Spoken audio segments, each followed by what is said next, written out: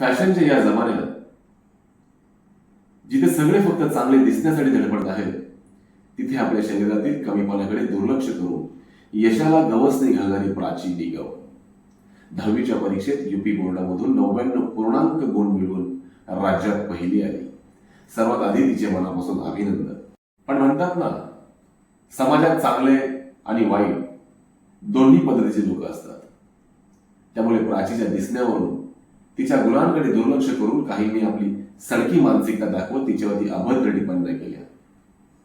खरं तर प्राचीच्या चेहऱ्यावर तिच्या शरीरातील हार्मोनल इम्बॅलन्समुळे काही त्रुटी जाणवत आहेत, ज्या आज न उद्या जातीलच.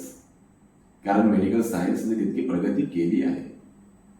पण विकृत लोकांच्या विभत्स विचारांवर बंधन लावणारे औषध अजूनही मेडिकल सायन्सकडे उपलब्ध नाही, याचा खेद वाटतो.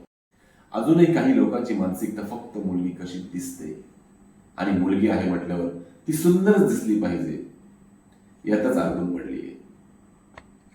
आणि हे स्वतःला 21व्या शतकातील पुढारलेले म्हणतात. खरं तर अशांनी आधी आपण माणूस आहोत का हे तपासून पाहणं गरजेचं आहे. आजच्या काळात सोशल मीडियावर मुजरा करणाऱ्या मुली या विकृत बुद्धीच्या लोकांच्या नजरेत सुंदर असतात.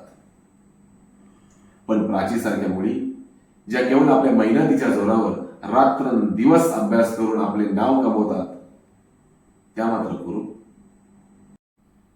मुलींचा सुंदर चेहरा म्हणजे सर्वस्व या विचारातून बाहेर पडण्यासाठी न जाणे अजून कितीतरी दशके, कितीतरी शतके जातील. परंतु आज मात्र निदान माझ्या नजरेत तरी चेहऱ्याने सुंदर असून त्याचा गैरवापर करणाऱ्या आणि अंग प्रदर्शन करून पैसा कमावणाऱ्या मुलींपेक्षा प्राची मला कितीतरी पटीने अधिक सुंदर दिसते.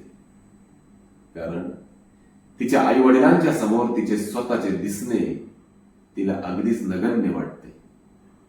म्हणून प्राचीला खूप खूप शुभेच्छा देतो आणि तिला असेच जगासोबत लढण्याचे बळ मिळत राहो हीच मंगल कामना करतो.